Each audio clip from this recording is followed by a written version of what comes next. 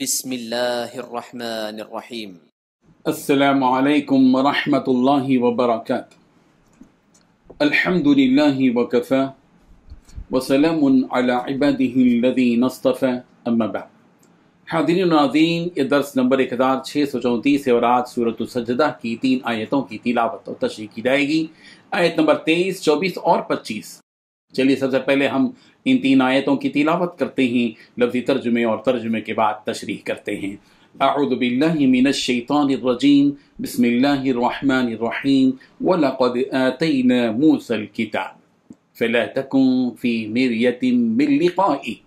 وَجَعَلْنَاهُ هُدًى لِبَنِي إِسْرَائِيلَ وَجَعَلْنَا مِنْهُمْ أَئِمَّةً يَهْدُونَ بِأَمْرِنَا لَمَّا صَبَرُوا وَكَانُوا بِآيَاتِنَا يُوقِنُونَ إن ربك هو يفصل بينهم يوم القيامة فيما كانوا فيه يختلفون صدق اللہ العظیم۔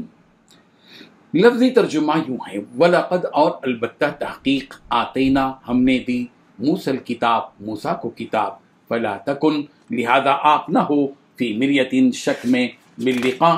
اس موسیٰ کی ملاقات سے، وجعلناہ اور ہم نے بنایا اس تورات کو، ہدا ہدایت کا ذریعہ، لبنی اسرائیل بنی اسرائیل کے لیے، وجعلنا اور ہم نے بنائے، منہم ان میں سے، ائمۃً کچھ پیشوا، یہدون وہ رہنمائی کرتے تھے، بامرنا ہمارے حکم سے، لما صبروا جب انہوں نے صبر کیا، وکانوا اور تھے وہ، بآیاتنا ہماری آیتوں پر، یوقنون یقین کرتے، یقین رکھتے۔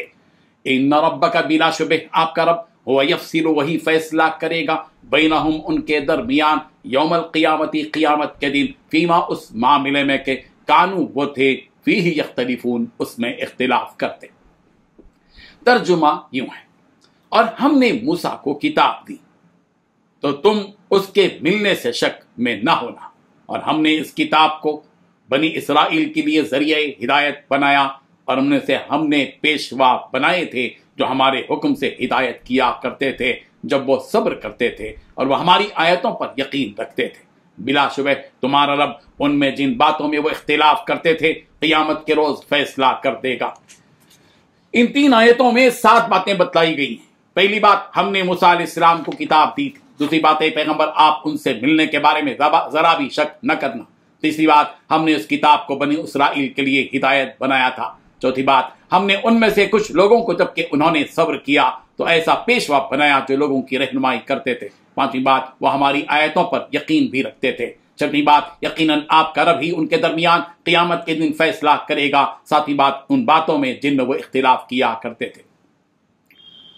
بزرگان محترم، رسول رحمت صلی اللہ علیہ وسلم کے ذریعے مشرکوں کو یہ بات بتلائی جا رہی ہے کہ جس طرح اللہ تعالیٰ نے کتاب الہی قرآن مجید اتارا ہے، یہ کتاب پہلی آسمانی کتاب نہیں ہے، بلکہ اس سے پہلے حضرت موسیٰ علیہ السلام کو بھی آسمانی کتاب دی گئی تھی۔ یہ بات اسی لیے کہی گئی تاکہ ان کافروں مشرکوں کو یقین ہو جائے کہ اللہ تعالیٰ نے جیسے ان سے پہلی قوموں کے پاس انبیاء اور کتابوں کو بھیجا ہے، اسی طرح ان کے پاس بھی نبی اور کتاب کو بھیجا ہے۔ یہ کوئی نئی بات نہیں ہے کہ جس پر ایمان نہ لایا جائے۔ چنانچہ اللہ تبارک و تعالیٰ نے حضرت موسیٰ علیہ السلام کا ذکر کیا، اس لیے کہ حضرت موسیٰ علیہ السلام کا زمانہ نبی رحمت صلی اللہ علیہ وسلم کے زمانے سے قریب ہے، اور یہ لوگ حضرت موسیٰ علیہ السلام اور ان کی قوم سے واقف بھی تھے تو انہیں سمجھانا آسان ہو جائے گا۔ اللہ تبارک و تعالیٰ نے فرمایا کہ ہم نے حضرت موسیٰ علیہ السلام کو کتاب دی تھی تو آپ بھی اے محمد اس کتاب کے ملنے پر شک نہ کرنا۔ جو کتاب ہم نے حضرت موسیٰ علیہ السلام کو عطا کی تھی وہ کتاب ان کی قوم بنی اسرائیل کے لیے ہدایت کا سامان تھی۔ اس آیت میں اللہ تبارک و تعالیٰ نے فَلَا تَكُنْ فِي مِرْيَةٍ مِّن لِقَائِهِ فرمایا،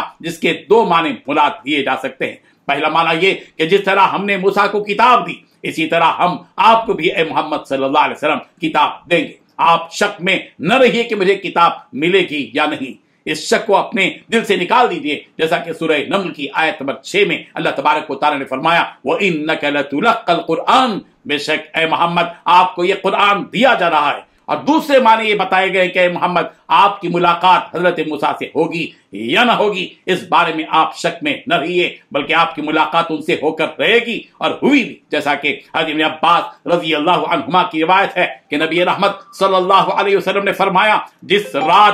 رات مجھے آسمانوں کی سیر کرائی گئی اس رات میری ملاقات حضرت موسیٰ علیہ السلام سے ہوئی۔ وہ لمبے قد اور گھنگرالو بالوں والے تھے، گویا وہ قبیلے شنبا قبیلوں کے مردوں میں تھے، اور میں نے حضرت عیسیٰ ابن مریم کو بھی دیکھا جو مخلوق میں میانہ قد اور رنگ سفید اور لال کے درمیان تھا اور سر کے بال سیدھے تھے، اور میں نے مالک جہنم کے خازن کو بھی دیکھا اور دجال کو بھی نشانیوں کے ساتھ دیکھا جو نشانیاں اللہ تعالیٰ نے مجھے دکھائی ہیں۔ پھر آپ علیہ الصلوۃ والتسلیم میں فرمایا فلا تکن فی مریۃ من لقائی، بس آپ ان سے ملاقات کے بارے میں شک میں نہ پڑیے۔ یہ آیت نازل ہوئی۔